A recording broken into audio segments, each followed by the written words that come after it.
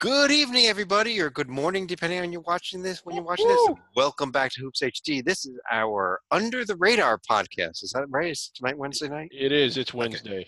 I'm your host, Chad Sherwood, joined by David Griggs and Rocco Miller from Bracketeer.org back with us again. Yeah. And David, can you start by telling everybody what the heck the show is about for those first-time viewers? It's essentially there are 32 conferences. There are 10 conferences that regularly get multi-bid leagues, although this year at least two of them really stink and may only get one. That is the Power Five, the SEC, ACC, Big 10, Big 12, and Pac-12, and five other regular multi-bid leagues, which is the Atlantic 10, not this year, American, Big East, Mountain West, and West Coast. All the other 22 conferences, they're typically one-bid leagues. Not always. There's no rule that says they only get one. It's just that more often than not, that's all they get.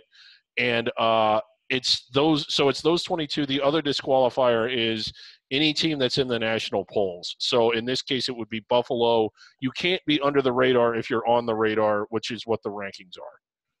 All right. And what we like to do with this show is start out with a feature conference of the week and then run through the rest of the conferences. We never know the feature conference. Like, Chad does not get any sort of approval. Hey, what do you think? He just throws it up there. I like to surprise you guys, keep you on your toes. That's the way we work here. And, not like we ever plan anything out. No, we don't. Well, we've tried and it failed. I'm going to throw up our feature conference. And it's a conference that we have not discussed much this year. And the team at the top of it, I think, is a little bit interesting. It might be a little bit dangerous still come March. And that's the Horizon League, which I'm going to throw up here right now on the screen. Okay. David, Rocco, let me start with you here. Actually, very quietly, this Northern Kentucky team is 16-4. Yeah, Northern Kentucky is a dangerous team. I mean, they if you go back to last year, they were the team that was favored to win the Horizon League tournament and fell short by losing in the opening round of Cleveland State, and then having to automatically go into the NIT and losing to a Louisville team that didn't have a lot to play for, but it was the NIT. So, but what they brought back was Drew McDonald, Levon Holland, some veteran guys, Carson Williams. So NKU is a team that we've known since the beginning of this year and throughout the offseason was going to be a dangerous team, one of the favorites in the Horizon, along with Wright State. But Northern Kentucky has played very well of late and reestablished themselves as the team to beat in this league. And I think they present the biggest challenge to a higher seeded team once tournament team comes out of anybody in the Horizon League. There are some nice stories happening in the league, but this is the team that presents the biggest threat. Yeah, and other than a pair of 2-point losses, instantly by the same exact scores to Eastern Kentucky and Oakland on the road, this will be a very impressive profile right now. And David, I would point out that they did beat Northern Illinois twice, something that Buffalo could not do. They got the win at Northern Illinois. The win at Northern Illinois actually opened the season, and I think it was an overtime game. And I remember being surprised that it was that much of a struggle, even though it was a road game. Northern Kentucky, 16-4. I do want to. I think that they're good when compared to the rest of the league, but part of that is a product of the schedule that they've played. Nothing against them, but well, let's look at the league as a whole. We'll get to Northern Kentucky here in a second. I'm glad you picked this league. I'm a fan of this league. It's basketball-centric, meaning there is no football in the conference. I believe there's 9 or 10 leagues. I forget them all, but this is one of the 10 that doesn't play football at any level. It's in metropolitan areas. It's typically, these are urban campuses with centrally located alumni bases. Some of the teams have pretty good followings. Wright State's attendance has climbed the last couple of years. NKU has certainly done well. We've seen Detroit draw well. We've seen Oakland draw well. But this is a down year for this league. When you look past Northern Kentucky, no one is within 2 games of 500. Oh, I'm sorry, IUPUI. No one other than them is even within 2 games of being 500 against D1 competition. And you kind of wonder what the hell happened to this league. And another reason we used to love this league, Chad, you and I, in the early days of Under the Radar, the format of the conference tournament was at campus sites, and it seemed like every year it came down to the final week of who was going to finish first and get to host. And you had a really good storyline in these stakes games coming down the stretch. Since they moved to a predetermined site, that's gone away. The atmosphere has not been the same at the conference tournament, and a lot of the times they failed to get the best team in. If Northern Kentucky does not win the conference tournament, is this a league that's sending a team to the play-in game? Well, I would note that it has changed a little bit this year. I don't know if it was there last year as well, but first of all, the conference is only going to be 8 teams. 2 teams will get eliminated in the regular season this year, and the quarterfinals are going to be on campus sites this year before they go to Detroit for the last 2 rounds. Mm-hmm. But you could have Detroit actually finish with the number 2 seed and end up in their hometown playing Northern Kentucky in the championship game. Although the way this conference tournament has played out the last few years, we've been more like the 10 seed playing the 9 seed in the championship game. Right. I think we've seen a 10 seed and a 9 seed in the last 2 years make it to the finals. Right. Valpo, who is not in the league anymore, was really good. Clearly the best team 2 years running, but failed to win the conference tournament both years and was just outside the bubble. I think 1 or 2 years, Chad, weren't they within the next group of 4, the first 4 out, or the last, whatever you want to say, they were next in line when the committee revealed their seeding list. So they really need to go back to campus sites with this conference because, like I said, I mean, we have really enjoyed this league in the past. I'm glad you featured it, but we haven't talked about it much this year because it's just not compelling. Well, let's look a little bit down beyond Northern Kentucky. Rocco, let me ask this question here. We've talked a little bit about Detroit with Antoine Davis there, but are they or is it Wright State? Who would be the most dangerous team should NKU not win the conference tournament? Who would be the one team? Is there anybody else in this league that anybody should fear among the major conferences if they win the bid? I think it would be the Detroit team from what we've seen this far. I think Wright State coming into the year with Loudon Love back and a few other veterans back would be the shoe-in. But unfortunately for Wright State, they just haven't performed very well. They still have the same roster together, but they're just not performing. So perhaps Wright State later in the year will peak, but unfortunately it just hasn't happened for them. In Detroit, the reason I say them as my first response is because Antoine Davis is a guy that's a showstopper. He can take over a game at any moment. Doesn't matter if they're playing NKU, Oakland, Wright State, or whoever. He is a guy that has the ability to take over a basketball game, especially here in the Horizon League. And so, I look to Detroit to be the real X factor. I know the tournament is in Detroit, and in a lot of cases that might mean something. I don't think it's going to mean a lot here because that tournament has proved to us that there's not going to be a lot of people in the seats. And I don't think Detroit Mercy is the kind of school that's going to fill the seat. Yeah, and the conference is going to have to come from within. Yeah, the conference is looking for a new host site after this year. And so, how about campus sites? Remember when they used to sell out the championship? Yeah, David, we went over that one already. But, I do have the upcoming schedule here for this coming week. They actually have an afternoon game tomorrow. Oakland is at IUPUI. I think it's at 11 a.m. Eastern start. Field trip game. Actually, IUPUI, who you mentioned, does have the only other team with a winning overall record hosting the second and the third place teams there, Oakland and Detroit this week. So if you want to circle something, maybe those two. Green Bay has that one win over Belmont, but hasn't done much else this year. They're both at NKU tomorrow night also. Yeah, the NKU Wright State swing. So, but let's go through the rest of the conferences here, and let's start things off or swing on back to the America East, where we saw one upset tonight and one near upset today. It was a real exciting night for these top 2 teams in the America East. First of all, Rocco, without Anthony Lamb tonight, Vermont at home lost the rematch of last year's championship game. Right, and I saw that Anthony Lamb was going to miss the game right before tip-off, and I threw a little tweet out about that. But I think I'm still pretty surprised by this, Chad, because I think Vermont was head and shoulders above the rest of the league, and beyond that, I think UMBC was not the second best team, or some, in many weeks they haven't even been the third or fourth best team. They've been messing around with UMass Lowell, Hartford, teams that are not in the upper half of the league.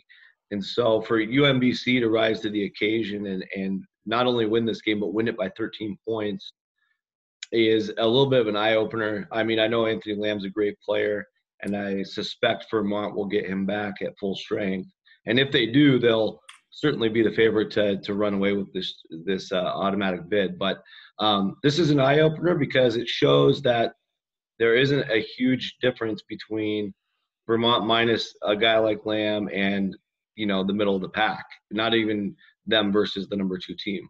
Right, and David, the other story here, watching, I'll note this, that UMBC, the game before that, had just barely survived by 1 point against Albany at home. And what a tough luck week for Albany, who then tonight, the team that's now in sole position of first place, had the game won most of the way, loses in overtime by a point to Stony Brook on a late 3-pointer at the end of overtime.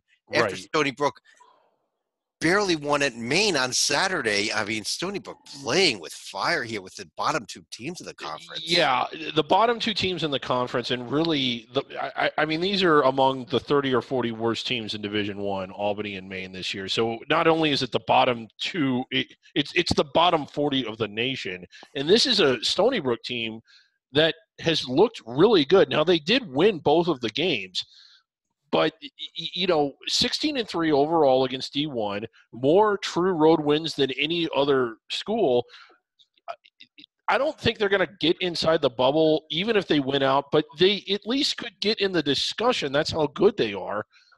But here they are playing with their food. I love that expression, with Maine and Albany. And I know, Albany, you can throw the record books out the window. No, you can't. Albany's terrible. Yeah, you look at that Stony Brook profile, a ton of Quadrant 4 wins. I mean, probably more Quadrant 4 wins than anybody in the nation also. But what you can say is they have 10 true road wins, 11 wins away from home, and that blows away anyone in the country, even top-tier, power conference teams. But, it really hasn't been against, other than the win at South Carolina, nobody of note that they've actually beaten. Right. The win at Rhodey felt good for a minute, but they're not. VCU couldn't win at Rhodey. Yeah, well, so.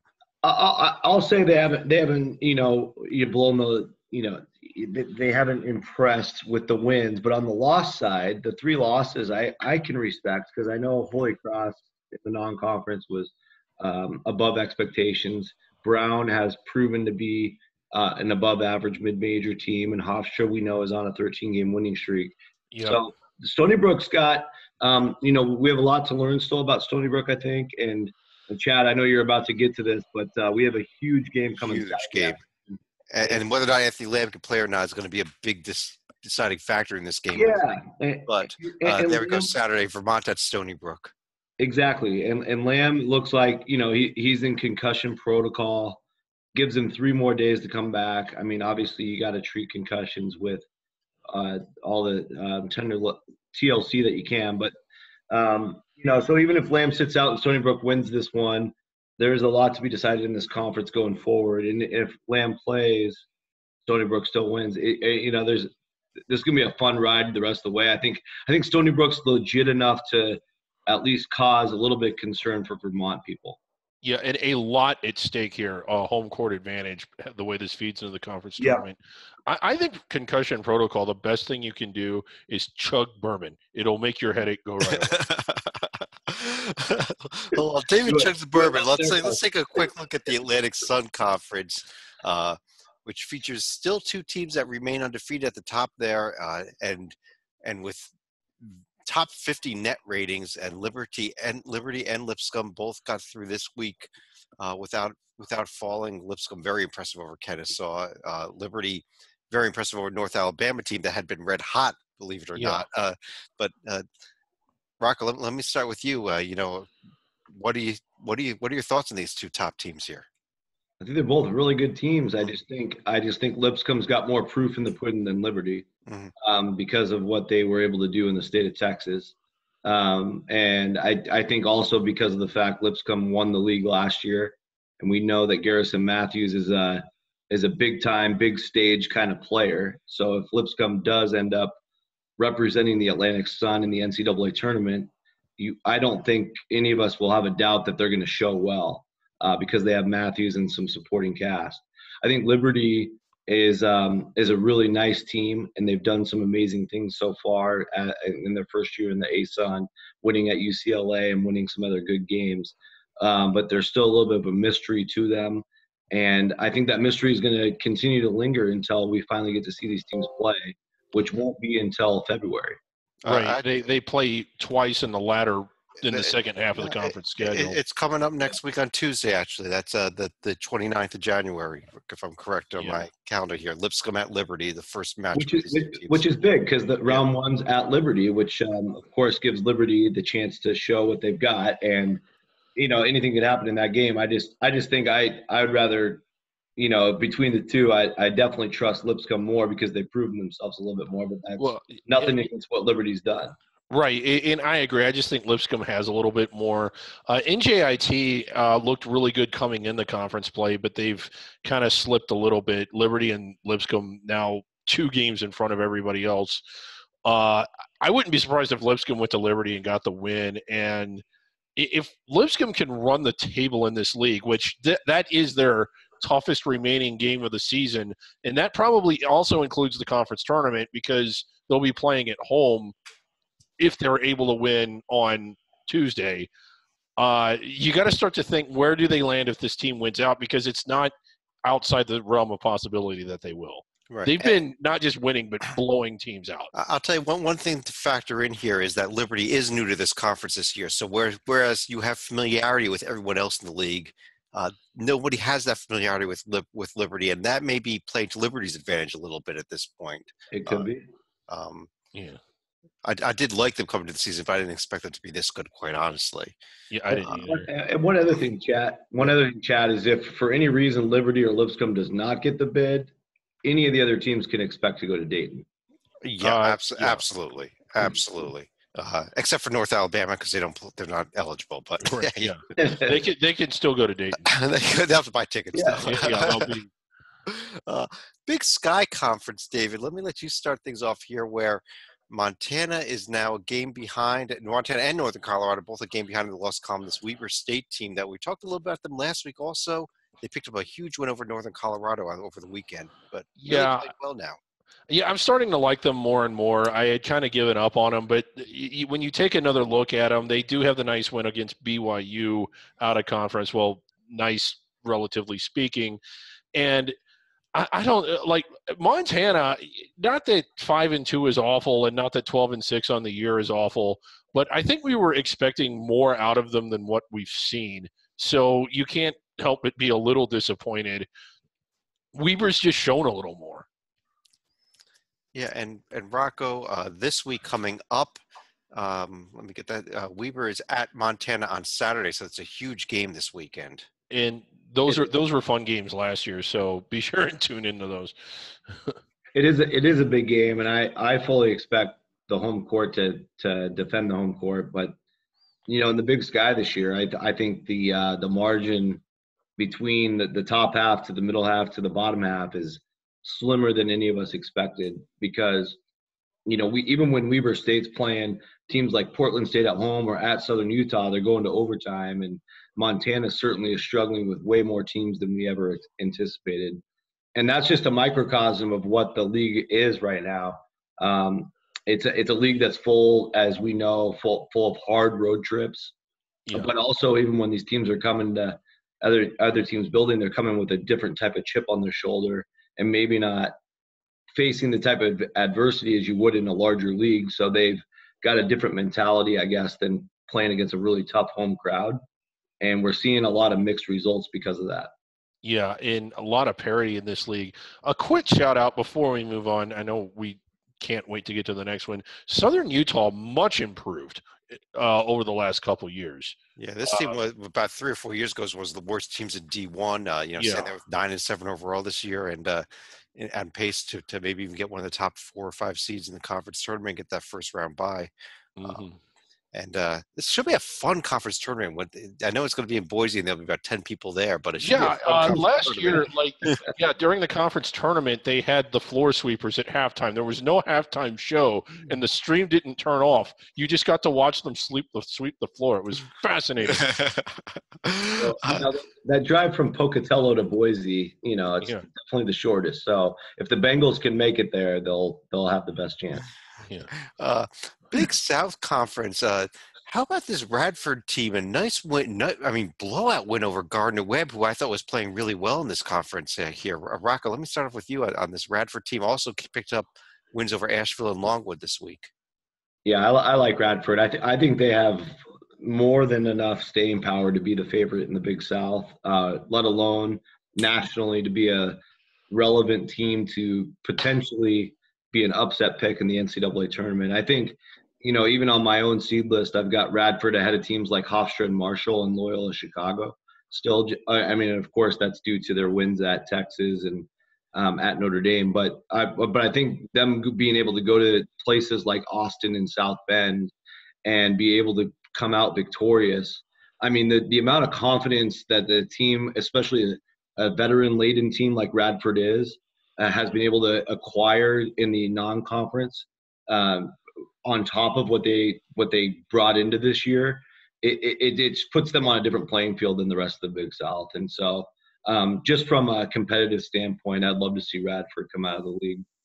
Yeah, David, anything from these other? They've got 3 teams with 1 loss there, including Campbell with Chris Clemens leading the way. But those 3 teams: Winthrop, Campbell, High Point. Have you seen anything from them that makes you a believer, or is it really just Radford's league? Well, you mentioned Campbell, but the one thing that's crazy about this league in following it in recent years, even by the time we get to the second half of conference play, there's only a game or 2 separating 8 teams. Here, Radford is dominating the league, yet despite their domination, there's 3 teams that are still within 1 game of them. Now, does that happen anywhere else other than the Big South?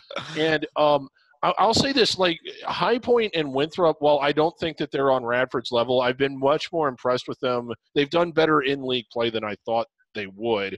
Longwood, a team I was actually kind of excited about being how well they did out of conference, really struggling more than I thought they would. So there's that. But no, Radford, Rocco pretty much covered it. Yeah. The wins at Notre Dame and Texas. And when you pull up their profile, they have 6 losses. 5 of them are to solid tournament teams. So, I mean, there isn't really anything bad among those 6 losses. Right, David. And in those 5 losses, they were okay. 3. I'm sorry. 3 of them, David. I don't think you want to call Duquesne, Ohio, and James Madison tournament teams at the moment. Well, no, I like Duquesne's chance of making the A-10 tournament. Okay. I think too, David. Just to add on to your point, 5 of those 6 losses were in a consecutive streak where they had to play nothing but road games in a 2 or 2.5 week time frame. And I hope the committee pays attention to that, because when you're starting to compare teams like Radford against Marshall and Hofstra and others that are in their area of seeding, just for prognostication purposes at this point, it actually makes them stand out, because you have a legitimate reason why they weren't able to pull those out, but they were competitive clearly, and they actually pulled a couple out, and that shows. You put them in an NCAA tournament setting where kind of you reset the whole equation for all teams that get invited to that. I mean, they could beat a 3 or 4 seed legitimately. Right, and we were told this before the season started that they were going to look at that this year. Well, upcoming schedule, Radford is hosting Charleston Southern and Campbell this week, but the big game is coming up next Wednesday. We'll probably be able to talk about it on our next week's Under the Radar show, but UNC Asheville, the only team in D1 without a win this season, has their most winnable game of the entire year, hosting South Carolina Upstate. Tickets are still available. I have called Asheville. There are still tickets available. So circle that one. That has huge implications for our Centenary Award, which we give out to the worst team in D1 every year. Yes. If Asheville can get by that one with a loss, they may not win a game this season. Right. But let's move on to the Big West Conference, and Rocco, have we been ignoring UC Santa Barbara a little too much? I mean, I know we gave them a little bit of love this year, but they're now, in sole possession We of talk first. about them every week, don't we? Not as much as Irvine, though. I mean, I'd say you guys have. I certainly haven't. I mean, I don't know what's wrong with you guys, but the Gauchos are here to stay. I mean, they've got a couple. Well, for myself, being a Seattle person originally. A couple local guys killing it: Ja'Cory McLaughlin and Armand Davis. Armand Davis out of Federal Way, who's now a national high school power that just played on Martin Luther King Day on ESPN, and Ja'Cory's a former UW commit that eventually transferred away from Oregon State to UCSB. This team is a talent-laden team. In fact, they're one of their best players from last year, Mitch Hedinger, is coming off the bench still.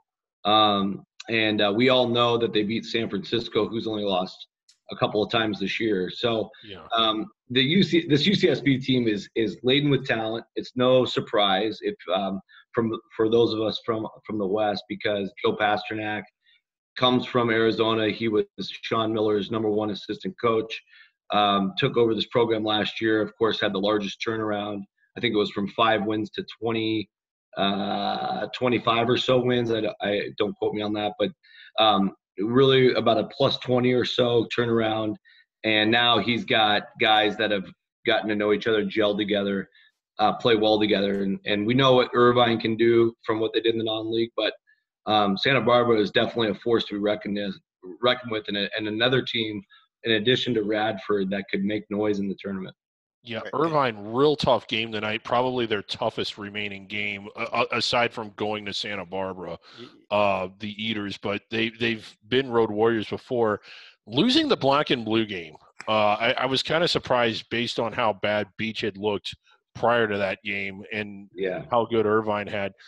The other thing about Irvine, and the reason I like Santa Barbara a little more, Irvine needs to get their streaming under control. It's atrocious. It's not watchable. Yeah, as much if you're watching this, you'll have the result of that Irvine at Hawaii game that's coming up later tonight as we record this, though. But David, also have a huge game on Saturday, the final installation of the year, unless they meet again in the conference tournament, of the Rivervine Cup. Yeah, the Rivervine. Oh, the Rivervine. I didn't realize we had the Rivervine. Yes, Riverside at Irvine. Irvine can clinch the cup title with a win in that game. So yes, the Rivervine trophy. Oh, love we've got Irvine at Hawaii coming up here in a couple of hours. Yeah. And Hawaii's streaming is pristine. I'm going to stay up and watch that one, at least in as long as it's worth watching. And I'm going to be exhausted tomorrow and hating The streaming in Hawaii is much better than the officiating. I'll tell you that. Yeah, yes, that's true. David, the Colonial Athletic Association should be flashing up on the screen right now, and this Hofstra team is just looking so good right now. A huge win over College of Charleston over the weekend by 14 points. College of Charleston has crashed into a mountain. Well, yeah, I forget about Charleston, but how about Hofstra? Let me put their profile up here. Yeah. Rocco, here's that Hofstra profile. Should be flashing up on the screen any second now. Only the 3 losses, and these may be 3 losses to 3 tournament teams, or close to tournament teams, at least maybe in VCU's case. Yeah, they're all on true away courts. So it's Hofstra is one of the few teams in the country that you'll find that actually didn't play a neutral court game. And what they've shown, especially here in the CAA, is that they can play, and they can play well, and they can find ways to win on the road and at home. I thought last week was a barometer, just having UNC Wilmington, who's not that great of a team, but also Charleston come in on Saturday. They passed that test with flying colors despite struggling in the first half against Wilmington. I want to give credit where credit is due, and I think Hofstra deserves that right now, clearly. I just think when it's all said and done, Northeastern and Charleston are not going to back down when it comes into the CAA tourney. So I'm really anxious to see how that plays out. Yeah, well, Interesting, Charleston Dave. just on vacation. I mean, they have fallen apart, and this was a really good team. They are good. They're a really good team, and they were impressive. I got to see them in person at Northeastern last Thursday, and very physically imposing. I mean, they're built like I don't want to say an SEC team, but very, very close to that. Maybe Conference USA, Western Kentucky type of like muscle. Right. And they can mess with teams that are in power conferences with that type of imposing lineup. Yeah. But I think there's just something off with them at the moment. Right, and they could get it fixed because if we pull up College of Charleston's profile, the top of it is actually a lot better than anything Hofstra has on theirs. The win against VCU in particular. Right. Maybe that's about it. But they have just – Earl Grant done a fantastic job overall there, but they have just sort of hit an unprecedented wall where they've lost, is it 4 out of 5? And you wonder what is going on because this was a team that was rolling up until about 2 weeks. What I will say about both these teams, you look at the remaining schedules, they both have 11 games left. Hofstra has 7 of those 11 are on the road. Charleston, 7 of the 11 are at home. So the schedule definitely favors Charleston down the way, but Charleston 2 games back already. It's I don't know. I'm sorry. Yeah, 4 games back already. I don't think they can overcome that. If anybody's can catch them, it might be Northeastern. I don't think anyone's going to catch Hofstra. But you also got to remember, Charleston's going to host, or at least their home city have the conference tournament. So that and unfortunately, that's just. I mean, if Charleston ends up as a 4 seed or a 5 seed, Hofstra has to play them in the semifinals. Which is in a virtual road game. Now, it's not on their campus. It's at the Charleston Coliseum, which I believe is in North Charleston. But it's still a very pro-Charleston crowd and atmosphere. It should be. Yeah. You'd be surprised, though. I mean, Charleston's more of a tourist city, and if the team is not the front runner, the town has a hard time getting behind them. I've been talking to a few guys down there, but in general, you're right. They do have a big advantage no matter what. Yeah. And I think they have so much talent. Like, I think it's just, if we were talking right now, and just imagine we're not talking about the Colonial and we're talking about the Big Ten, right? Yeah. You would look at a team like Nebraska or Indiana or Wisconsin, right? And at some point in the year, those teams that are 5th, 6th, 7th, 4th, they're going to go through a rut. And we're not going to think twice about it. We're just going to know they're good. That's what's going on with Charleston. They're playing 5 months worth of basketball, and there's going to be a period of time where they're not playing good basketball, and that just happens to be now.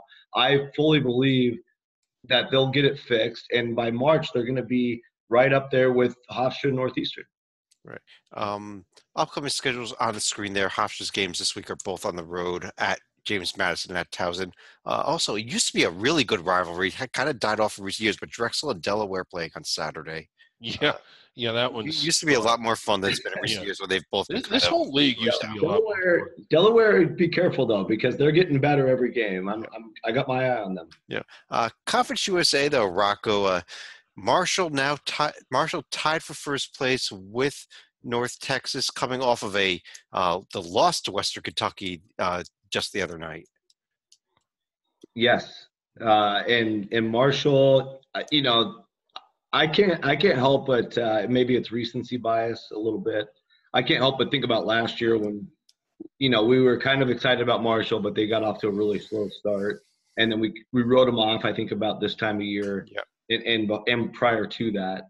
But as we rolled through the end of January, into February, and into March, Marshall continued to grow and grow and grow. I feel like they're on that same type of trend now. You can't really fault them for losing on the road at Western Kentucky. By the way, Western Kentucky, I mean, it doesn't get a lot any more schizophrenic than them. Yeah.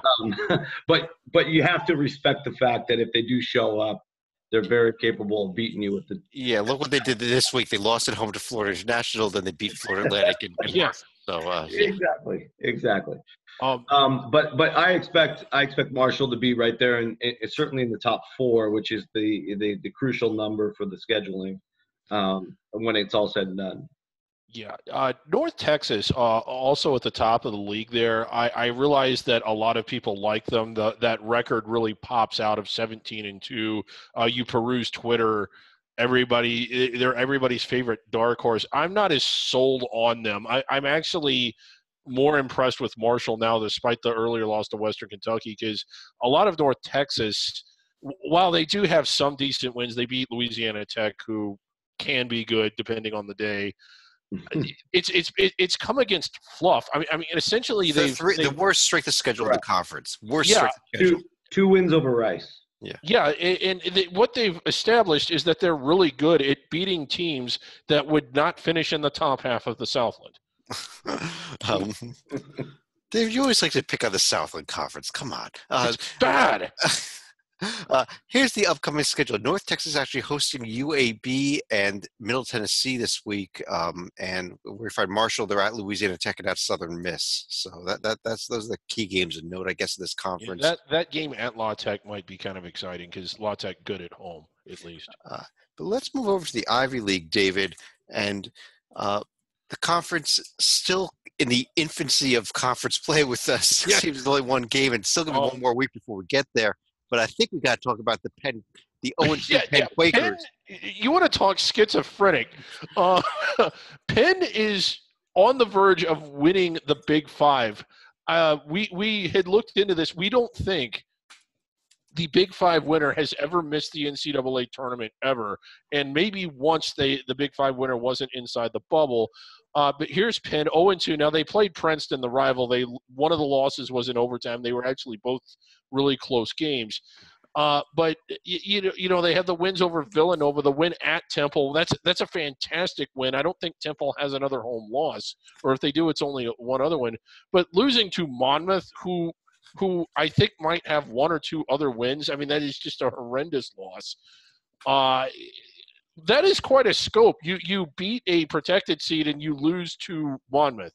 There's quite a bit in between there. That is Temple's only home loss in the season, by the way. Okay. But they beat St. Joe's coming up on Saturday. They will not only have won the Big Five, they'll have gone undefeated in the Big Five. And I haven't fully done the research, but I don't think any undefeated team in the Big Five play has ever missed the NCAA tournament. And they may not even make the Ivy League tournament. Well, here it's been a struggle because you just never know what they're going to do.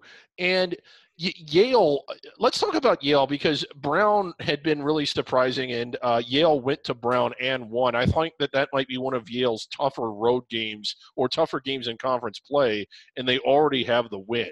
So very we have to talk about Penn winning the Big Five. How about the Yale Bulldogs? Yeah, Rocco, 3 respectable losses that, at Vermont, maybe it won't end up being a tier 1, probably be a tier 2 at the end of the day, but and they've won every other game they've played.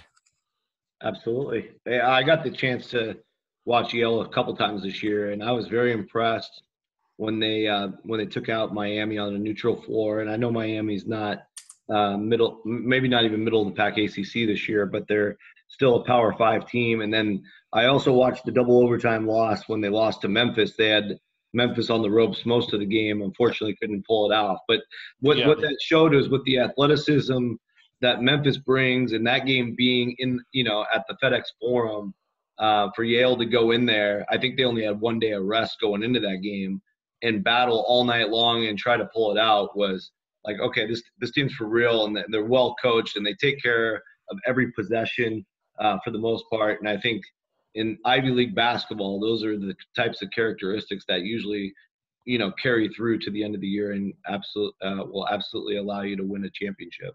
Yeah, and Yale, what I've seen, Yale's got that in them.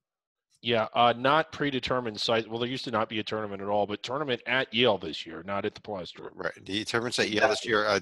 This week, the only 3 conference games this week, the big one being Friday nights, Yale hosting Brown. Next week, they start with the Friday, Saturday night schedule, which will go for the rest of the season.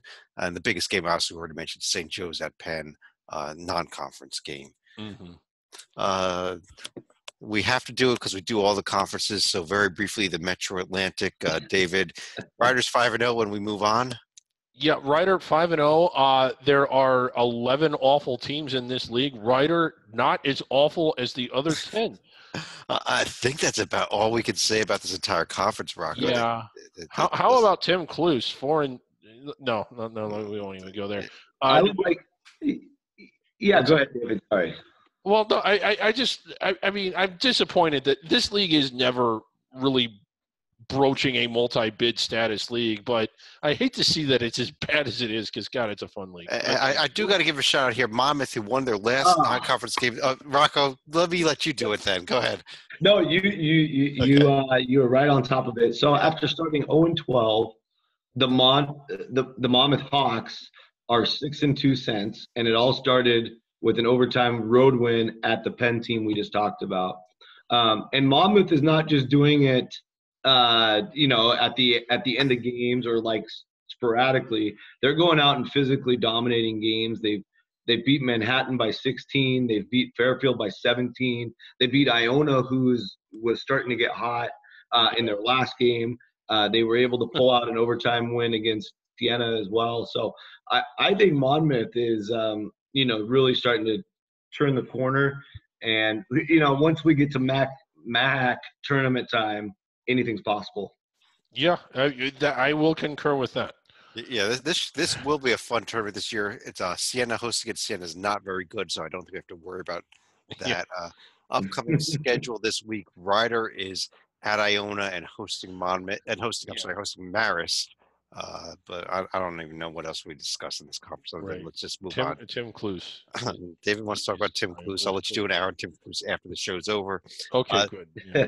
How about the good MAC, where we saw? I know they're not technically under the radar, but let's talk about the other team that is under the radar is Northern Illinois, and a huge home win last night over Buffalo. Yeah, real exciting, real fun game. Right, and I know Buffalo's not under the radar, but they are in the MAC conference. So, Buffalo fell behind early. We've seen them do that before. Buffalo came back. We've seen them do that before. They opened up a double-digit lead, I think. We've seen them do that.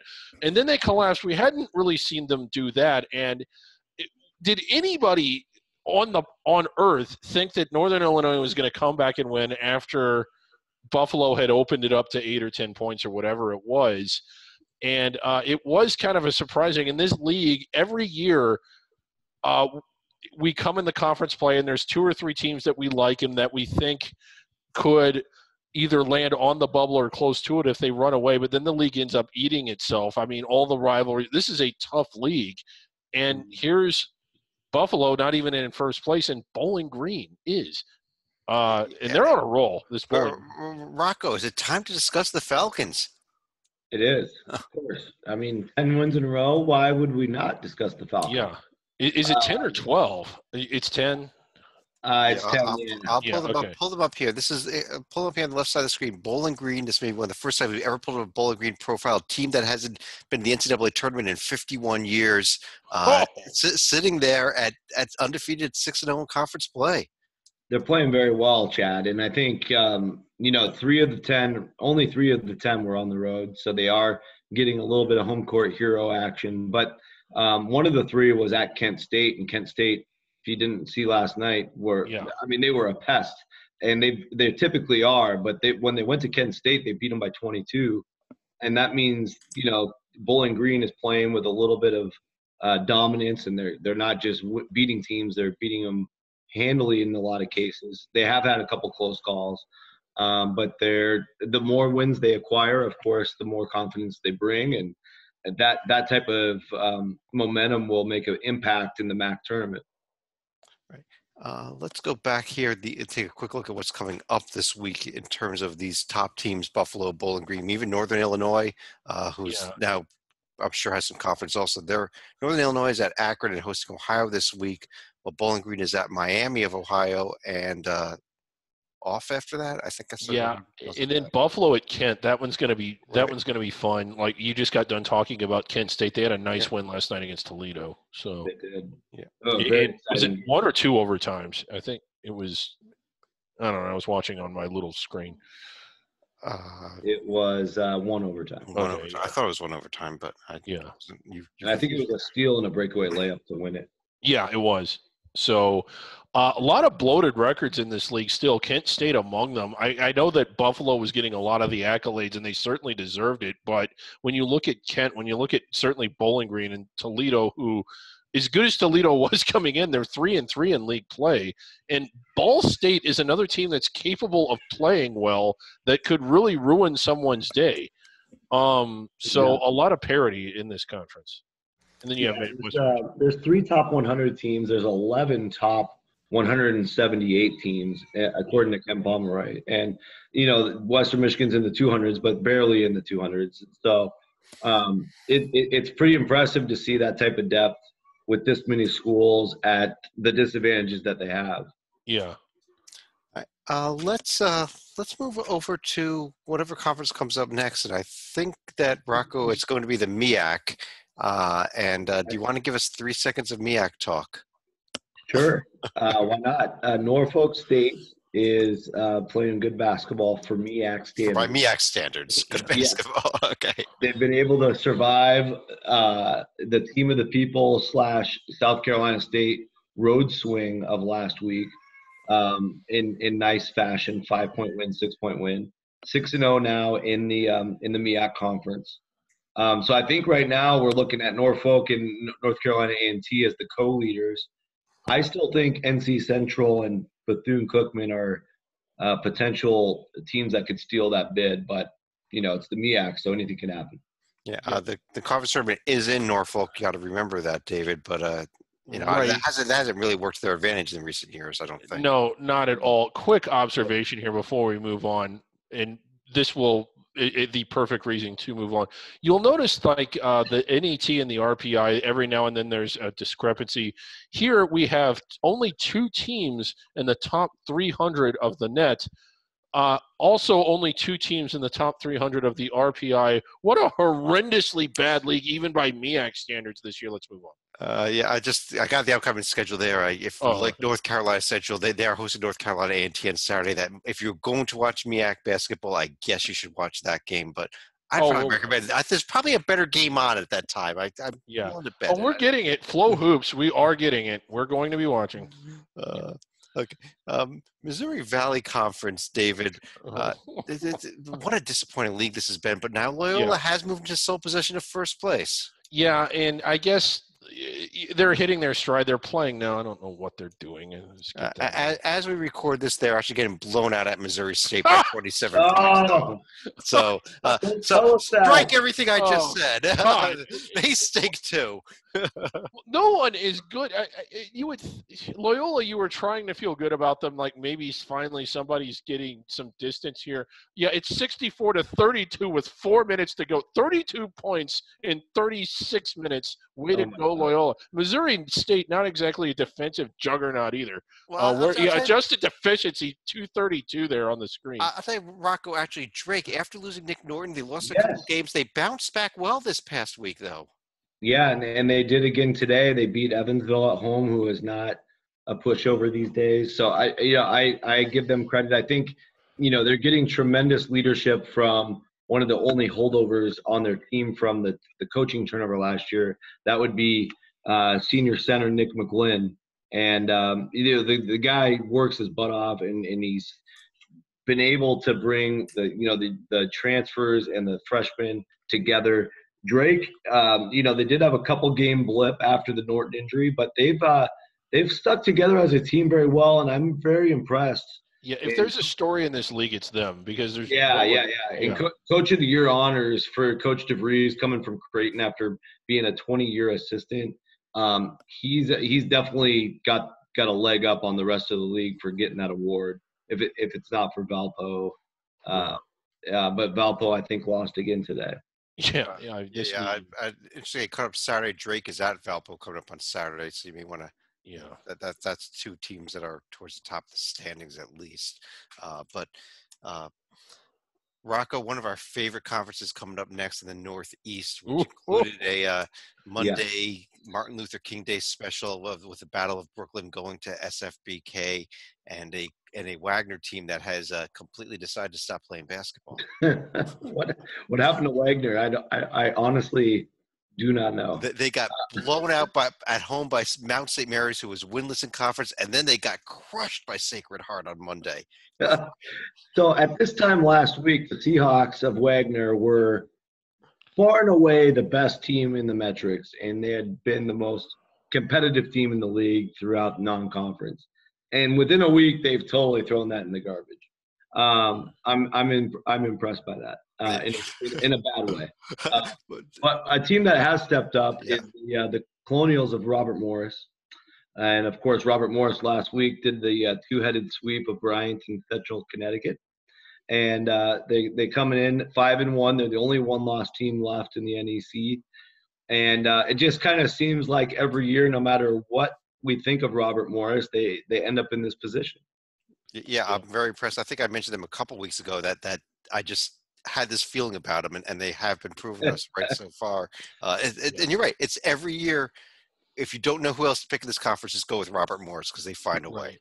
St. Francis Brooklyn, for those of you that might be watching that haven't watched this before, they are one of the 4 teams that has never made the NCAA tournament that's been playing at this level since the inception of the tournament.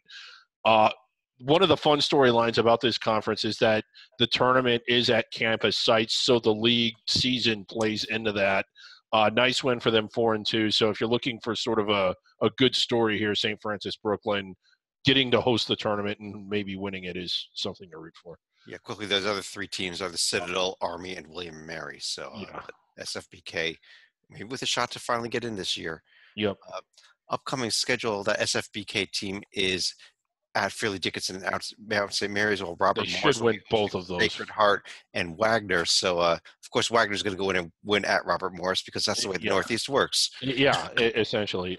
Watch every game. Every game is awesome. I was saying a couple weeks ago, don't bother watching Central Connecticut or Mount St. Mary's even. I think you should watch those teams too. They're showing some life even. Right. Love this league. Real fun league. Ohio Valley Conference time, and other than Grant Williams going 23 from 23 from the free throw line, we would be talking, Rocco, about what Moran did for Murray State, going 21 for 21, being the first player in about 5 years to have done that. But Grant Williams actually bested him tonight for Tennessee. I mean, that's outstanding, and which is great because you should make your free throws. But I mean, once you shoot 23 of them, I guess eventually you should miss 1 or 2. But that's an impressive feat. The Ohio Valley, I'm impressed with this Jacksonville State Gamecocks team who they're 6-0, of course, but 2 of those 6 wins are against Belmont. Right. So they won't have to play Belmont again. And now they really can lock in on the 2 big matchups coming up with Murray State next Thursday, which, side note, I'm trying to make my way out there. Stay tuned. And then again at Murray State later in the year. So I'm sorry, they're not playing Murray State more than once, so they're just going to play them that one time next Thursday. Even more reason to show up. And this team is 6 out of the top 7 guys are seniors. The 7th guy is a junior. They play well together. Last week they rallied and won in overtime to beat Belmont for the 2nd time. I'm very intrigued by this team. Of course, Murray State has all the headlines and a ton of talent. And I wish there was a way we could get them both in. I just don't. I don't see it. No. And again, Jack stayed up on the screen. Go ahead and pull up Murray as well, Chad. You'll see why Murray State's schedule and profile is not doing them any favors. As soon as it loads, nothing. Neither the top. I mean, all their wins are quad 4, and I kind of hate this for them because it's one of those cases, and you see this a lot with under the radar teams, where the resume does not match how good the team probably is. They didn't give themselves many chances. They scheduled some ridiculous games. Spalding, I didn't even know they had a team. I'm not even making that up. I didn't know they had a team. Bethel, Tennessee, not even Division I. They did go to Auburn and Alabama, played both those teams tough, actually kind of blew a double-digit second-half lead against Alabama. Had they won one of those, and they were in a position to win that Alabama game, I think that changes everything. I think maybe they would be inside the bubble if they went to Jack State and won and beat Belmont and avoided losses until the conference tournament championship. But it's just not there. As good as this Murray team is, and they are good, they're better than their profile, and they're probably better than whatever the seed the committee is going to get them. One of the games they better win better be that last one. because they're not getting in without it. And they also have, maybe that should be a disadvantage of the way that the schedule played out in the Ohio Valley this year, is that the next two best teams, they only play once.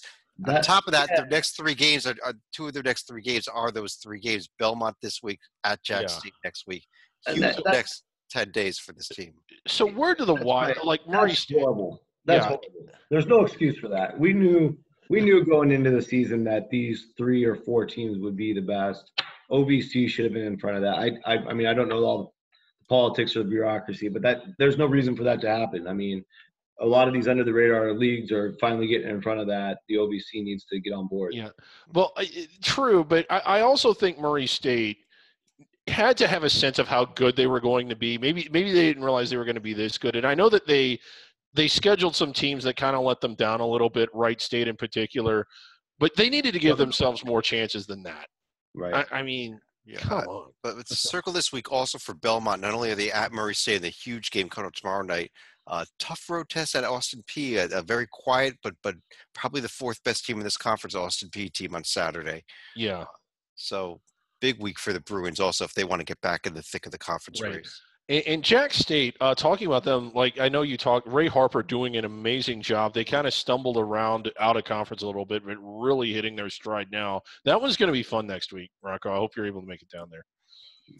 Let's keep rolling into the Patriot League tonight. Patriot League now, where tonight Bucknell, who's in first place, survived against Loyola. They got a real tough battle from a not very good Loyola team, but they did win the game. They're now 6-1. Rocco, and is it them? Can Lehigh catch them? I think it's those two teams, though. Yeah, I think so too. I think Lehigh has shown, throughout the year they're fairly consistent. 12-16, 5-2 in the league. They played Bucknell to the buzzer. I think Bucknell hit a shot with 1 second left, So Lehigh, Bucknell, they already have a natural rivalry. I think we're going to see probably a round 3 for the conference title unless there's, a team like Colgate or Holy Cross or one of the military academies shaking things up. I almost call it a coin flip between Lehigh and Bucknell just from what I've seen. Because I don't think Bucknell is the type of team that they've had in the past when they had like Muscala and some of those other good teams in the last 5-10 years. Yeah, we didn't expect much from Bucknell heading into the season. I really thought Lehigh would be the team, but Bucknell has been impressive so far. Real good. Finding a way to win these conference games. This week they are at American and hosting Navy, while Lehigh is hosting BU. And I think that's it for Lehigh on that calendar there. Yeah, just a Lehigh-Boston. Oh, no, I'm sorry. Next Wednesday is the big Lehigh-Lafayette round 2. Huge rivalry. Oh, yeah. The first game was fun at open conference play. So. Yeah. And it happened the first game when the students were on winter break, so it should be a lot more of a raucous atmosphere this time. Yeah. That one's a good one. But David, let me move on for you to the SoCon, which is the one conference that we've been really talking about as a potential for multiple bids this year. Wofford, Greensboro, Tennessee State, Furman. I mean, where do you want to start? Well, let's start with Wofford, who I know that they didn't do anything to really land themselves on the national radar out of conference, but they're probably the best team in the league. Like, if you pull them up here, their losses, they had North Carolina at home. Their other loss at Kansas. Kansas is unbeaten at home. At Oklahoma, I think Oklahoma only has one loss, or maybe they're unbeaten at home. No, it's K-State beat them. And then Mississippi State with only one loss. So this was a really kind of a gauntlet run. And I know when you look at that Kansas score, Kansas blew that game open. But at the under 8 timeout, it was 42-40 Wofford. So this is a team that maybe swung a little too high because those really weren't – outside of Mississippi State, they needed games that were against good teams, but maybe slightly more winnable than that. But this is a fantastic team. The win at UNC Greensboro, I think that's Greensboro's only home loss. They had a nice win over Furman. Furman got a lot of accolades, got into the national rankings largely because of that win at Villanova. But Wofford, if you thought Furman was good, Wofford has beaten them and is now 3 games ahead of them in the conference standings. And Yeah, I think if the committee's charged with this, and if the whole idea behind the NET was to help teams from under the radar conferences that are good jump out in the eyes of the committee, look at Wofford's NET. It's in the top 30. They're a first place team with a top 30 net. Why shouldn't the committee take them? Yeah, I mean, they do have probably 3 more really tough tests left at East Tennessee State February 7th, hosting Greensboro the 16th, at Furman the 23rd. Yeah. Rocco, if they run through this with maybe only 1 more loss and then they slip up in the conference tournament, is this Wofford team in? Depends who they lose to in both. Right. But of course, right? So as of right now, I couldn't agree more with what David explained. I think Wofford's actually inside my bubble right now. They're in mine. They're inside mine, yeah. Yeah, if I looked at them as a net large profile, I have them in the last 4, just above Baylor. Baylor being my last team. So Wofford is clearly putting together an amazing resume. The 4 losses, as you guys stated, were against teams that you should not be ashamed of losing to, especially since all 4 of them were, besides North Carolina, away from home. So the other 3 were away from home, and North Carolina, arguably a top 2 seed. And the other piece to that is the Greensboro win on the road and the South Carolina win on the road were by 20 plus. Yeah. So if the committee wants to start looking at margin of victory, which I actually have an argument against, but if they do want to do that, this only supports the Wofford argument. And I think this Wofford team's deserving to be in at this point in the season. Let's take a look at the upcoming schedule here in the Southern. There's always good games, it seems, with these 4 teams up there, and also Samford and Citadel both have a little bit of competitiveness this year.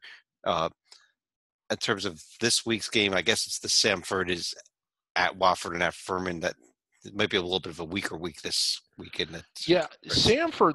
Let's discuss them for just a minute. They were fantastic at a conference. We were actually really surprised about how good they were. Number 306 strength of schedule. That's why they put together a good record, David. But one of their losses, I mean, they took Belmont to overtime. They showed signs of life against some pretty good teams, and they had certainly – maybe not just the under the radar story of the year, maybe the basketball story of the year. Are you stepping to me right now? Are you stepping to me right now?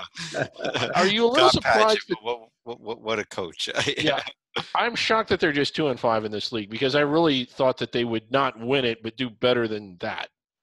Well, it's a tough league this year. That's the problem. I mean, look at the Citadel. We were talking about how good they were non-conference, only 1-6 when you get to league play now. Quick score update before we go on. We mentioned that Loyola Chicago earlier. By the way, it went final. They got doubled up by Missouri State tonight, 70-35. That's a final score. That's pathetic. But let's move over, David, to your favorite conference. You like to reference them all the time, so here it is. Here's the Southland. Yeah, a good story. Abilene Christian did something tonight that was they were dominating Stephen F. Austin, the traditional alpha program in this league, running away with it. And then in the final minutes, I just quit watching because it was clear at that point that Abilene Christian was going to win. What happened, Chad? They blew it. And Stephen F. Austin with a 3 with a couple of seconds left in the game. I'm not lying. I missed it. I turned it off. Yeah, Stephen F. Austin had a huge comeback late. Literally stole the game. Was at home, but they stole the game from Abilene Christian. With that, and after Sam Houston State picked up a win tonight at Northwestern State, now a 2-game lead for the Bearcats, Rocco, in the conference. The Bearcats, yes, and you spell it with a K, not a C. Yeah. Sam Houston's been playing well. I feel like getting better every week too, because I think once SFA, fell off the top of the food chain, Sam Houston State was one of the teams we threw up there as the team that could possibly do it, and they've ran with it, taken the baton and ran with it, and they're winning by double digits in most of these games. So Sam Houston State coach Jason Hooten is playing very well. Yeah, Sam Houston this week will be hosting Lamar, and then they're at Southeastern Louisiana. So look at those games. Abilene Christian hosting Central Arkansas and Corpus Christi. But let's keep rolling here. Yeah. And Rocco, over in the Southwestern Athletic Conference, I know what Texas Southern did non-conference, but Prairie View is 5-0 and 2 games up on them in league play now. Yeah, that was interesting because I mean, just looking back, Texas Southern losing to them first of all on the road was one thing, but then letting Grambling come in and steal a game away from them on their home court was another thing, and then seeing Grambling then turn around and go to Prairie View They and get crushed. be down 48-19 at halftime, and then of course a little bit of a rally, but still losing by 17. This Prairie View A&M team, I mean, they're playing very good basketball, and they showed a little bit of life during the non-league as well, if I remember correctly. They won one game, but Yeah. yeah. Yeah, but I mean, Well, that's right. They went 11. That was One of them that, was I'll pull up the I profile would here so I say- can remember who it is. yeah. They picked up a huge non-conference. Actually, they won at Santa Clara. That was the game where they showed life. They won it big. I feel like okay, maybe I'm just a little bit off, but Okay. I felt like they were competitive in a few of these games. By 11 at Baylor, they by 8 at Greensboro. So there were a few of those games that were close. By 8 at East Carolina. Okay, forget it. But they're playing well now, and that's what matters. Yeah. It's this team is heading to Dayton, and honestly, with these losses in conference, David, I think whoever wins this conference at this point might be headed to Dayton, despite Texas Southern's wins over Oregon and Baylor. Most likely. And last year we saw the MEAC SWAC matched up in the opening round. We might see that again this year as the 67-68 game. Right. I mean, these league, unless Texas Southern wins. If Texas Southern can go undefeated the rest of the way here, they're at Pine Bluff and at Mississippi Valley. I do want to give a shout out to both Southern and Alcorn State, who heading into this week were both winless in Division I play. They both picked up 2 wins this week to now move head and shoulders above a lot of other teams. That I gotta say this for the SWAC. I think they're the 31st team or league this year instead of the 32nd. So they might be. They might be. Who's behind them? The Metro Atlantic? No, the MEAC for sure. Oh, the MEAC is so bad. The Summit League, where although they've been disappointing, Rocco, South Dakota State is in first place, or at least tied with Omaha for first place, but clearly the best team, just not the level of team that we thought they'd be heading into the season. No, they haven't been, and they're starting to show a little bit of glimpses, but they're playing teams like Denver and Oral Roberts in North Dakota, so we really can't tell. Yeah, they're playing Summit League teams. I mean, we like Fort Wayne for a couple of days. They fall apart. We like Oral Roberts for a few days. They get blown out by Denver. I've given up on liking anybody else's stuff. This week we like Omaha, which means they'll probably get blown out this weekend as well. David, the upcoming schedule, in fact, that Omaha team I just mentioned is at Fort Wayne and at South Dakota State. So maybe you circle that game Saturday, Omaha. Yeah. South Dakota State has been disappointing, but that doesn't mean that their ceiling is any lower than what it was. If they continue to blow through this league, and it looks like that they will, and they enter that NCAA tournament, 25-6, 26-6, I wouldn't want to be playing them, because while they've been disappointing, they're still capable of playing very, very well. All right. Quickly over into the Summit League here, where Georgia State had been playing with fire and finally caught them, David, when they got Saturday when they lost at Troy. Yeah, and Rocco pointed this out last week. I tried to come off as sounding like the smart one, but Georgia State prior to that had been winning a lot of close games against teams that they really should have been burying, in my opinion. But getting caught out there, and then Texas State on a roll this week, and I think the two play this week, don't they? Yeah, Texas tomorrow. State. Yeah, Texas State off of that 321 strength 9-6 7. We didn't think much of them, but right. Rocco, they did pick up 2 wins this week, and they've got a huge game coming up tomorrow. Correct? Big game coming up tomorrow in Atlanta at GSU. Yes, Texas State's played very well at home despite losing to Georgia State, their only home loss by 4. So here we are still in January, and this will be the second matchup between the two. And, of course, what that means for the Bobcats is they can't just focus on Georgia State. They got to turn around and play another really tough road game at Georgia Southern Saturday. That's of course, at this point in time, the toughest road swing in the league. And we'll see what Danny Casper's boys are made of this weekend. One other game I'm going to keep an eye on tomorrow night, though, is this Troy at Louisiana Monroe game. Louisiana Monroe has been Yes. snaked in a couple times. Troy, off of that Georgia State win, has a 10-8 overall. That they have a chance to make a little bit of noise here, perhaps as well. So that could be an interesting one. I like this Warhawk team. I think they're dangerous. If you look at the Monroe resume, they lost on 2 buzzer beaters in the league, the only 2 league losses. They had a weird stubbing of the toe at Tennessee Tech. But besides that, their only other losses are Texas, Michigan State, Ole Miss, and LSU. So this Warhawk team could be pretty dangerous, and we're still learning more and more every time they step on the court. All right. Last but not least, the Western Athletic Conference, where we saw last Thursday the big battle for first place between Bakersfield and UMKC. Bakersfield's still tied for first place. UMKC has fallen apart, though. Yeah, trying to win the league before they leave the league. I still like New Mexico State. They haven't looked the part at all in conference play. They had the win over Grand Canyon at home. It was a last-second shot. They got things off starting with a loss to a transitional Cal Baptist team, and they've had to sweat out their other 2 wins. But I still can't get past how high I think their ceiling is compared to everyone else. The Lopes, though, after losing a lot of close out-of-conference games, teams like Seton Hall, they played South Dakota State really tough, although that's turned out to be – and I think they had 1 or 2 more that were of close losses to high-caliber competition. 5-1, the only loss on a 3-quarter shot at the buzzer at New Mexico State. So should we be looking at the Lopes? I know you picked them to win the league, Chad. I did. I still like them, and I still I think it's clearly going to be true that New Mexico State. Bakersfield is going to fall apart here. Yeah. Seattle, who I liked in non-conference, has been atrocious at conference play. Yeah. Oh, they've been atrocious. Yeah. So they may be battling with Chicago State for the 8th seed, which is pathetic. Yeah. But.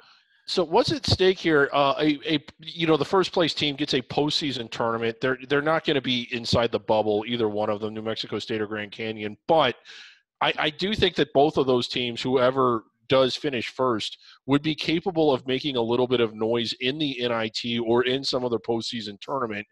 The NIT being the most exclusive. So something at stake there. And, God, it's been great theater, the New Mexico State Grand Canyon games. You just need to watch them. If you're not aware of that budding rivalry, which isn't really budding anymore, they hate each other. I'm already looking forward for when they play again. Right, and the key games. This actually is interesting for Cal Baptist, despite being ineligible. They're hosting Bakersfield and hosting Grand Canyon, the 2 first-place teams, and that could be a tough game for both teams there, Rocco. Right. Yeah, Cal Baptist has a great track record playing the top teams in the WAC at home. Just ask New Mexico State if you don't believe me. And New Mexico State's at Rio Grande Valley, their game this week. But the CIT is the door is open for Cal Baptist to be in that tournament if they're 500. Is that yep? And 500 overall, so the non-D1 wins will count. So they're 10-7 right now. So But let's move to our under the radar top 10 list, and then we'll finish things up. But for January 23rd, here it is. We've got 6 honorable mentions, teams that received votes but did not make it into our top 10. And they begin with Furman, who we mentioned, Radford, North Texas, Marshall, Belmont, East Tennessee State. I'm surprised Furman's not in there. I did not vote for them, but I figured you all loved them. Furman just missed the top 10. Coming in at number 10 was Greensboro, the other team out of the SoCon there. Yeah. So there's 4 SoCon teams in this. Well, I just gave away another team coming up later, but there's. Vermont. Wow. Okay. Vermont coming in at 9. Rocco, I think you may have had them up there. Before we, I like them, especially coming into today, and I can't hit them too much because they were without their best player tonight in that loss. At number 8 was New Mexico State, who we just mentioned. At number 7, David Stony Brook. Not playing struggling, but getting the win, so they stay in the top 10. Yeah. Number 6 on our top 10 list is Yale, a team that I am very high on. I think could keep moving up this list as long as they keep winning these games. And at number 5, we have, Georgia State. Despite the loss, still hanging in there in the top 10. Yeah. Number 4, Hofstra. Yeah, Hofstra. They're just on a roll right now. Okay. I think we all know who they are. Yeah, number 3, Wofford, who we just mentioned. They only kept me number 3. I can't understand how they're not number 1. How are they not number 1? Or maybe is there a mistake in our rankings here? Let's see here. Number 2, Lipscomb, and at number 1, dun dun dun. Murray State. Number 1. Yeah, I think I voted Wofford number 1. So did I. I meant to if I didn't. Well, maybe I ended up the numbers wrong. Who knows? But those are your top 3 teams, whatever order. We don't know how to do things right here. We really don't. You should watch another show. You really should. I don't know why you bothered watching. I don't know why anybody waste an hour of your life. But let's go to any other final thoughts for the evening. And Rocco, let me start with you. Yeah, a special shout out to a player that I'm assuming most of our viewers have never heard of. His name is Andrew Kostecka. He plays for the Loyola Greyhounds in the Patriot League. He's been playing his butt off throughout his career. Here he is as a senior. And last week, he went for 28 points in an overtime win over Boston U, added another 26 points, plus the game-winning jumper to beat Holy Cross in overtime. Ended up winning the Patriot League Player of the Week honors. And then as we've been broadcasting this, I've looked up his statistics tonight in a very tough losing effort against Bucknell, and he had another 26 points and 7 assists. So special he's just showing off, in other words. He's just going off, and I hope he ends up playing in one of our favorite new traditions, which would be the 3-on-3 tournament at the end of the year in the Final Four. Look out for Andrew Kostecka. I thought you were going to say you were hoping he plays in the AC8 tournament, David. Yeah. David, let me let you finish off the show. Okay, I'm going to throw some spears at some of the non-under-the-radar leagues and say that, especially after what happened tonight, I am convinced that there isn't a single team in the A10 that would finish in the top 3 of the SoCon. I'm not even kidding. They wouldn't. That's my final thought. Well, I guess on that note, I do want to thank everyone for joining us. On behalf of Rocco Miller, you can check him out at bracketeer.org. David Griggs, you can unfollow him at Twitter like I'm trying to do. I'm Chad Sherwood. Thanks for joining unfollowing me at Twitter is becoming a pastime. I want to thank everyone for joining us. We'll be back again, I think, tomorrow night. We're going to do a bracket rundown show with lots of other content on the website. And we'll talk to you again real soon.